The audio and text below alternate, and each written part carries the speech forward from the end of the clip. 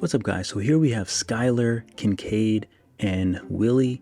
Willie is the wily fox, and these are characters from the Dream Machine. These are legit characters that I created for a book that is actually out now. You can buy it on Amazon. I actually don't have a copy yet. I'm going to Montreal next week for the press conference.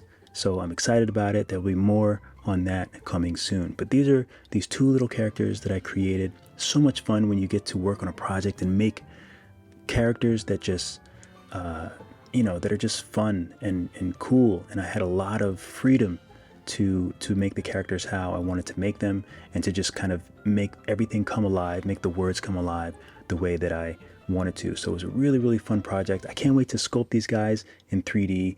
So yeah, that's Kincaid, and more info on the Dream Machine coming soon. But here's a little trailer just so you can have an idea of what the Dream Machine is all about. Hi, my name is David Reed, illustrator of the Dream Machine.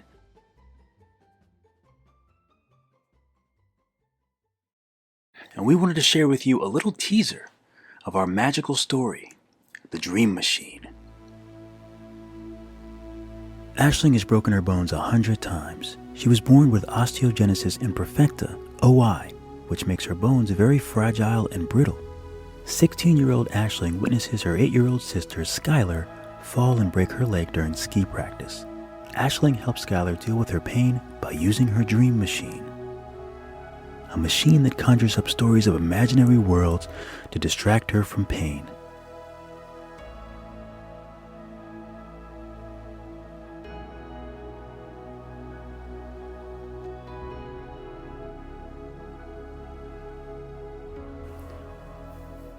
Alright, so that clip had to be 1 minute long, so I had to pack a lot in that little clip. And I just want to show you some more sketches that I did and kind of bring you into my mindset when I'm drawing and when I'm creating. So this is one of the sketches that I made with all three characters that we saw in the beginning of the video. And here is the final. So you see, like, sketches are super rough, and usually when I'm making the sketches, this is what I see, but I have to start really early on. I have to start very slowly, and you just have to work rough sketch to line work to color and then composition, and you have to do everything in the right order. That's that's your workflow. This is Willie. These are the sketches, and this is how I come to kind of build out the sketches. You have to be able to repeat the same characters over and over again. So you kind of just work out the characters until you get what you really like, and then you work on making them repeatable. You also have to think about the environment. You have to think about the plants, the scenery, and you want to bring the same sort of magic to everything. So, you really have to pay attention to how you want to draw the trees. So this is just one of those sketch pages of figuring out how I want to make trees and plants and things like that for the environment. This illustration is actually one of the supplemental images. So this was after the book was done, but a scene like this, I did a lot of research. I really had to look at these machines, look at the room, because since this is a medical book, it has to be legit. The machines have to be real. So I had to pay a lot of attention to detail, from her hairnet, the masks, everything going on. It was heavily researched, because this isn't the type of stuff that you can make up.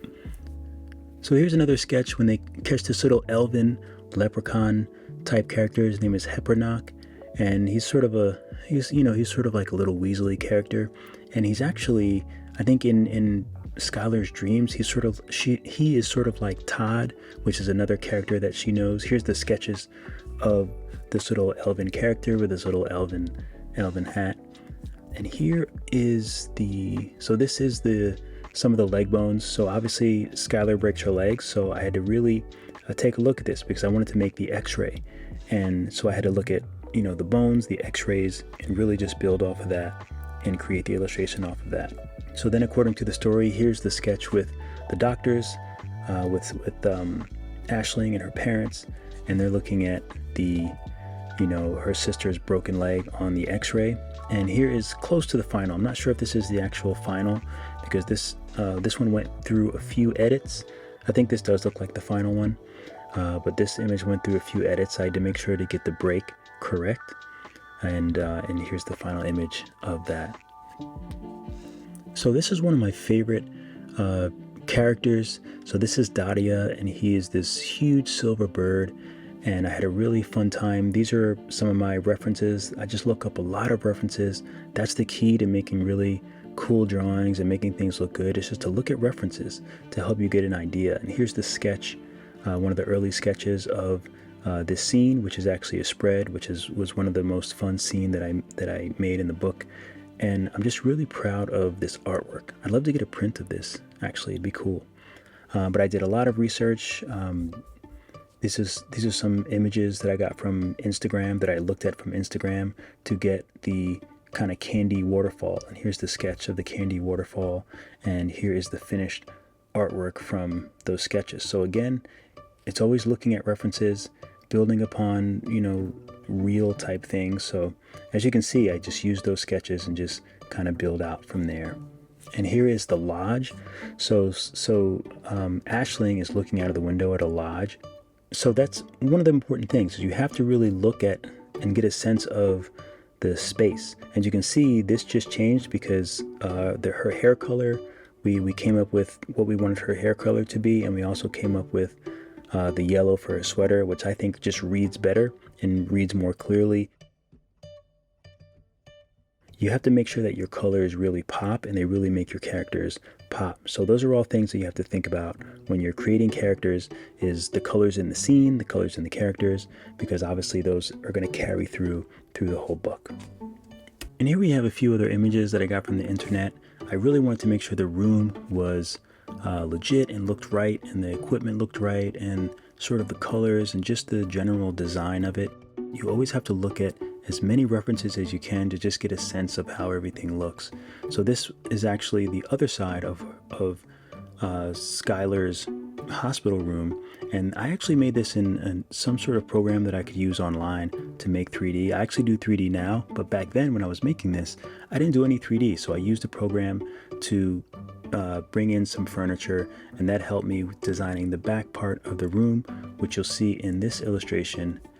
You can see here the back part of the room. I might have kept a little bit of the 3D in, but I think I just drew over the 3D to get the other side of the room. And lastly, here is the cover image, and you can see if you look at her face, this is actually going to change because sometimes you have to sleep on it. Like, you have to draw something and then you wake up the next day and you say, I don't like that, it's not cute enough, it's not good enough, whatever it is, but that happens a lot. At least it happens with me a lot. So here the face will change to the new face, which I think is a lot better, a lot cuter, and you have to make those changes, and you have to be willing to just sleep on it and check and recheck and make sure everything looks as good as it can be. And that takes a lot of time. It takes a lot of time because you are your toughest critic. You just have to use that to your benefit, because that will make you check and recheck, and it'll help you to just look at things, look back at things, and just make sure that they're the best they can be. Because sometimes after I'm working, after I'm drawing for hours and hours and hours, and you just tend to fizzle out, so you have to come back with fresh eyes and start again. And I would say that's probably the biggest challenge, the hardest challenge, is just to maintain the consistency with what you're doing. And it's important to take breaks. It's important to sleep so that you can think and then come back and continue on the mission and just create things the way you want to create them at the quality that you want to create them. So yeah, I mean, that's pretty much a cool little rundown of the book and the sketches and how I think about or how I thought about working through this book. These little extras are just extra fun stuff that kids can do at the end of the book. I think it's really fantastic. This is the first copy that I saw in real life. Shout out to Denise, my fiance's mother, who actually ordered it, and I signed it. That's the first one that I've seen, that I've held, that I was able to look through, and that I signed. So that was a really exciting moment. Shout out to the Dream Machine, shout out to the team, Candace, Argerie, the whole Dream Machine team. That's pretty hard to say. Shout out to you guys. It's been a blast. I'm so glad that this is going and going and going further than I ever anticipated. Keep drawing, keep sculpting. I'll see you all in the next video.